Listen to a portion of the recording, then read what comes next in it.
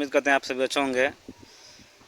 मैं किसी भी समाज के सभी लोगों को गलत नहीं कहता हूँ, क्योंकि हर एक समाज में कुछ अच्छे और कुछ बुरे ज़रूर होते हैं। ऐसे मुझे आरोप लगाते हैं कि मैं ब्राह्मण समाज का विरोध करता हूँ। हाँ, मैं ब्राह्मण समाज का नहीं लेकिन ब्राह्मणवाद का विरोध करता हूँ, क्योंकि ऐसे बहुत से ब्राह्मण समाज में लोग हैं जो समाज को एकजुट करने में लगे हुए हैं। वो अपने पूर्वजों की गलतियों को एक्सेप्ट करते हैं, क्योंकि देखिए, अगर आप ये बात को मानिए या ना मानिए, अगर ब्राह्मण समाज चाहा होता तो हमारा समाज इतना बिखरा नहीं हुआ था। क्योंकि पहले ब्राह्मण समाज की एक एक बात पत्थर की लकीर थी, क्योंकि उनके बात हर एक वर्ग के लोग मानते हैं, वो जनरल हो या SC ST कोई भी वर्ग हो, उनके बातों को अगर वो पश्चिम को पूरा भी कहते तो लोग पूरा मानते थे। ऐसा पहले था। अगर वो चाहे होता तो हमारा समाज इतना बिखरा नहीं होता। अगर लेकिन पहले देखिए, ये ब्राह्मण समाज से ही है, लेकिन बहुत अच्छी बात कही है। पहले इनका बात सुनिए, उसके बाद अपना राय कमेंट बॉक्स में दीजिएगा। अगर अच्छा लगे तो लाइक शेयर फॉलो जरूर कीजिएगा। आप ब्राह्मण और ब्राह्मणवाद में क्या फर्क देखते हैं? देखिए, ब्राह्मण हैं इसलिए ब्राह्मणवाद है, पर लड़ाई ब्राह्मणों से नहीं है। भारतीय मीडिया संस्थान में 80% एंकर और बड़े पत्रकार ब्राह्मण हैं। हम लोग भी हम भी ब्राह्मण हैं। हाँ। पर ब्राह्मण होने से समस्या नहीं है। समस्या इस चीज से कि आप ब्राह्मणवाद को एंजॉय कर रहे हैं क्या।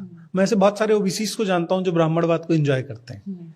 हर जाति अपने से छोटी एक जाति ढूंढ लेती है शोषण के लिए। ये आम बात है, भारत में कई जाति है। पर जो पावर स्ट्रक्चर ब्राह्मणों ने बनाया उसकी वजह से शोषण है। अगर OBC किसी SC का शोषण कर रहा है तो इसलिए क्योंकि ब्राह्मणों ने लिखा था कि जो OBC हैं वो SC से ऊंचे हैं। तो ब्राह्मणवाद वो सोच है जो खुद को प्रिविलेज्ड रखती है और दूसरों को छोटे छोटे क्लस्टर्स में डिवाइड कर देती है जाति के। ब्राह्मणवाद बहुत बारीक स्तर पर काम करता है, इसलिए उससे समस्या है। वो अपने प्रिविलेज को नहीं छोड़ना चाहता है। मंदिर का पुजारी ब्राह्मण रहेगा क्योंकि वो एक ऐसा काम है जिसमें मेहनत नहीं करनी है, और वही आदमी बताएगा कि धर्म क्या है और धर्म से भला कैसा होगा। मेहनत नहीं करनी है और साथ में उसकी ज्यादा इज्जत भी है। पुजारियों को 70-80 हजार रुपए की तनख्वाह दी जा रही है और सम्मान अलग से मिल रहा है। बाबा जी बैठे हैं, फोन चला रहे हैं, भक्त पैर छू के जा रहे हैं। और इस देश में आजकल नया कल्चर चला है, हर तरह के बाबा हैं। गोलगप्पा बाबा, सतुआ बाबा। और सतुआ बाबा 6 करोड़ की गाड़ी ले आए हैं। मतलब ऐसा कौन सा साधु होगा जो 6 करोड़ की कार लाके सेल्फ ड्राइव करके खुश हो रहा है कि ये मेरी सक्सेस है। साधुओं की सक्सेस क्या होती है? साधुओं के पॉकेट नहीं होती थी, और इनकी पॉकेट तो इतनी बड़ी है कि आप इमेजिन नहीं कर सकते। भिक्षा मांग के खुद और उनके जो चेले चपाटी होते थे वो लाते थे और उनका काम चलता था। और चंदा मांग रहे हैं, आप पैसा इकट्ठा कर रहे हैं। धीरेन्द्र शास्त्री इतने बड़े कथावाचक हैं, लेकिन पैसा ही तो लेते हैं कथा करने के लिए।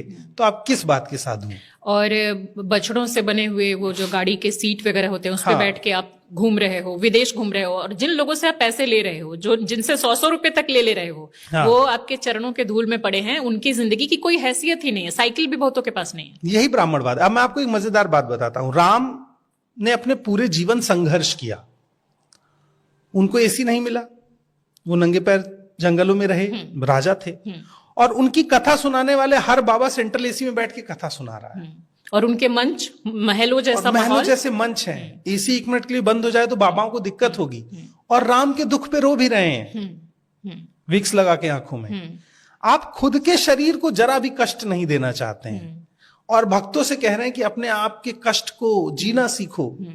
तो ये ब्राह्मणवाद का प्रिविलेज है जो वो खुद कभी नहीं महसूस करते। वो चाहते हैं दूसरे महसूस करें। और ब्राह्मणवाद हर एक जगह, हिंदुस्तान की क्रिकेट टीम से लेकर के देश के विश्वविद्यालयों तक, देश के शौचालयों तक भी ब्राह्मणवाद है कि ब्राह्मण पहले जाएंगे क्योंकि वो लोग जाके गंदा कर देंगे। इस स्तर पर ब्राह्मणवाद है। कहीं देखा आपने? मैं बस्तियों में चली ना आप मेरे साथ। अच्छा, बस्तियों जहां 50 लोगों के लिए 2 वॉशरूम है। ओके। वहां ये तय है कि पहले पंडित जी और ठाकुर साहब लोग चले जाएंगे, फिर बाकी लोग देखेंगे। ये अभी भी हो रहा है। ये अभी भी होता है।